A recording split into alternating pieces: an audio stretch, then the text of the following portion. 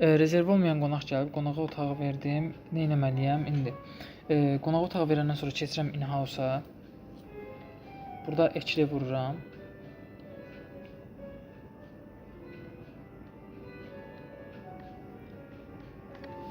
Əvvəlcə qonaq xarici qonaqdırsa walk-in yazıram. Yerli qonaqdırsa individual azır. Deməli bu xarici qonaqdır. Yazıram walk-in. Walk-in. Giriş-çıxış tarixlərini seçirəm. Elə bu gün girib bu gün də çıxır.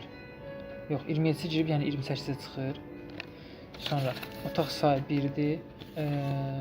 Düşdüm bura. Neçə nəfərdir? 2 nəfər. Otağın nömrəsi 205-ci otaq. Sonra keçdim bura. Yeni profil. Əgər qonaq əvvəl gəlibsə, onu listədən əklə eləyib, belə deyim. Qonaq əvvəl gəlibsə, onu listədən əkləyib, seçirik, adını, soyadını bura yazıb tapa da bilərik. Sonra seç vururuq, düşür avtomatik olaraq. Amma qonağın iş səfəridirsə, işinə buradan yeni profili vururam. Kimlik bilgilərini doldururam. Bu hissələr kəsiləcək videoda. Sonra nə edirik? Deməli, check-in notuna və otağın tipini yazıram. Mən double otaq vermişəm buna. Sonra bura telefon nömrəsini yazırıq qonağın. Xarici qonaqdırsa çox da vacib deyil. Əsas Azərbaycanlı qonaqdırsa telefon nömrəsi mütləq yazılmalıdır. Keçdim bura. Manual. Buradan. Oda fiyatı neçədir? Otaq fiyatı deməli 100-dən verdik.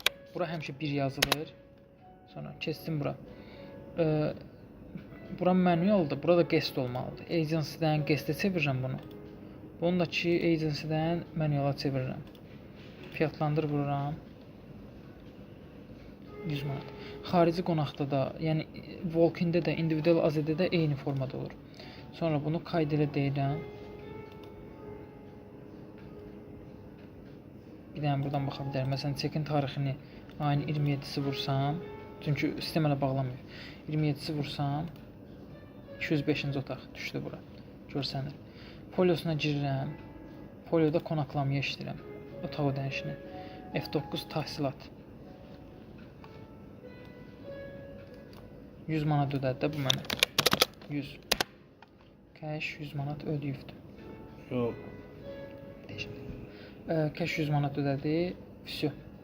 Vurdum bura. Qutardı getdi. Bu oldu mənim